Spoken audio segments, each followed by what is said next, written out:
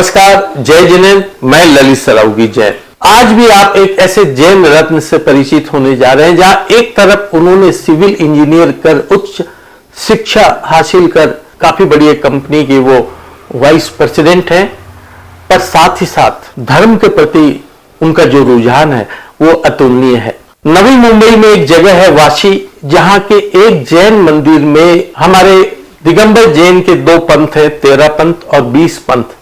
इन दोनों ही आमनाओं के द्वारा इस मंदिर में अलग अलग प्रतिमाओं के जलाभिषेक और पंचामृत होते हैं। उसे स्थापित करने में अपनी महत्वपूर्ण भूमिका निभाई वासी जैन समाज, जिसमें दिगंबर भी है, जिसमें श्वेतांबर भी है, उनको जोड़ने की कड़ी का काम ये बखूबी कर रहे हैं। और इस जैन रत्न का नाम है श्री लवकेश जैन, नवी मुंबई वासी से।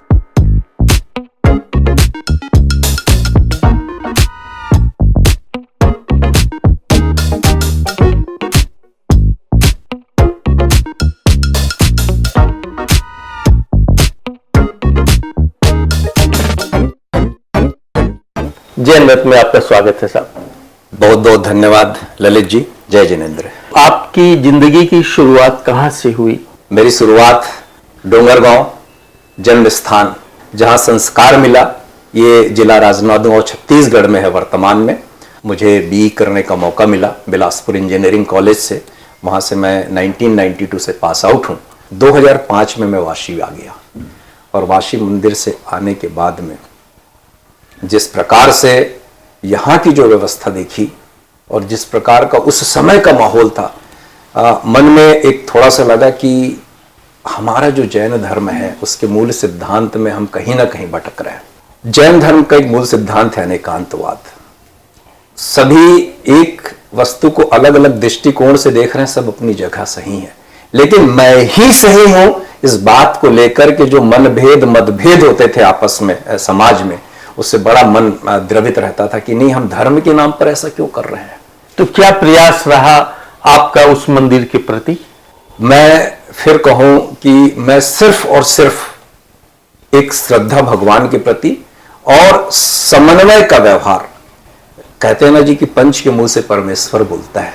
जब आप एक पदाधिकारी के रूप में आपका व्यवहार सबको समान दृष्टि से देखते हैं तो लोग आपस में आपके साथ जुड़ते चले जाते हैं।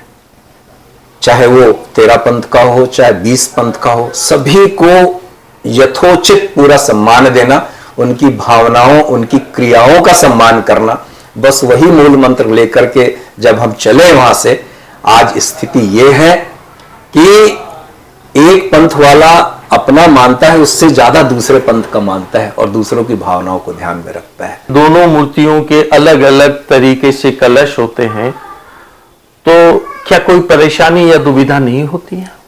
पहले सबसे पहले दोनों जलाभिषेक होंगे और जलाभिषेक के बाद में पार्श्वनाथ भगवान की अतिशयकारी प्रतिमा है। उसके जब पंचामृत अभिषेक होता है तो जो पंचामृत अभिषेक नहीं भी करते हैं वो भी पूरी तन्मयता के साथ में उसी मंदिर जी के प्रांगण में बैठ करके पूरा ध्यान करते हैं पार्श्वनाथ भगवान का।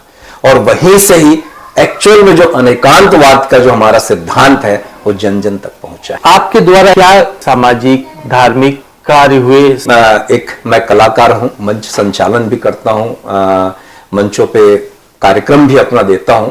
अगर मैं सामाजिक रूप से अगर कहूं तो ये जो अभी कोरोना काल निकला है, लोग घरों में भरे बैठे थे, कम से कम 40,000 पैकेट, एक एक पैकेट की कीमत लगभग 1,1100 रुपए थी। सिर्फ एक फोन के ऊपर में लोगों को एकत्रित करके जो सब लोगों को जो यहां से जाने वाले थे, गरीब लोगों, उनको घर घर तक पहुंचाया।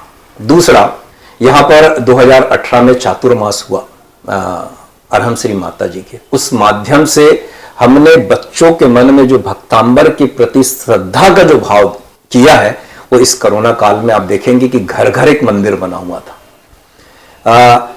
2020 मुझे याद है 11 मई को ऑनलाइन भक्तांबर की पाठ शुरू हुई। ये रायपुर से शुरू हुआ और उसमें केवल देश नहीं विदेशों से जुड़े थे, यूके, यूएस, थाईलैंड, अपने गल्फ की कंट्रीज से, भारत के हर एक प्रांत से बोलिए। और ये करीब 2020 अक्टूबर में समाप्त होने वाला था। मैं बोला नहीं, ये जो शुरू है कंटिन्यू चलेगा। और उसके माध्यम से 2.5 साल तक अनावरत भक्तांबर की आराधना हमने की है। तो इसे जन जन तक पहुंचाने का प्रयास किया है। कई जगह आपको पुरस्कार, अवार्ड्स भी दिए गए होंगे, उसके बारे में कुछ जानकारी दें। साहब, समाज के रूप में बहुत सारे पुरस्कार मिले। एक पुरस्कार मुझे महावीर जी में अरिहंत ग्लोबल फाउंडेशन के द्वारा समाज रत्न की उपाधि से 2021 में मुझे यहाँ पर सम्मानित किया गया। वो लगा कि एक संतुष्टि के भाव है, लेकिन ये एक पड़ाव है। मैं ललित जी फिर मैं कहूंगा, ये सारे चीजें पड़ाव है, ये लक्ष्य नहीं है।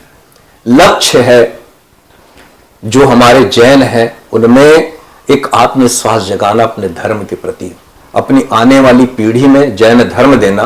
और आज मैं कहूं कि संख्या अगर कम हो गई है जैनों की, उसे हम कैसे और आगे बढ़ा सकते हैं, उस दिशा में कार्य करने का। इसके अलावा एक मैं अगर बात जोड़े, मैं कारपोरेट क्षेत्र में हूं, एडमिन में काम करता हूं। एक global association for corporate services है, पूरी वर्ल्ड की ऑर्गेनाइजेशन है जिसके 7,000 मेंबर हैं।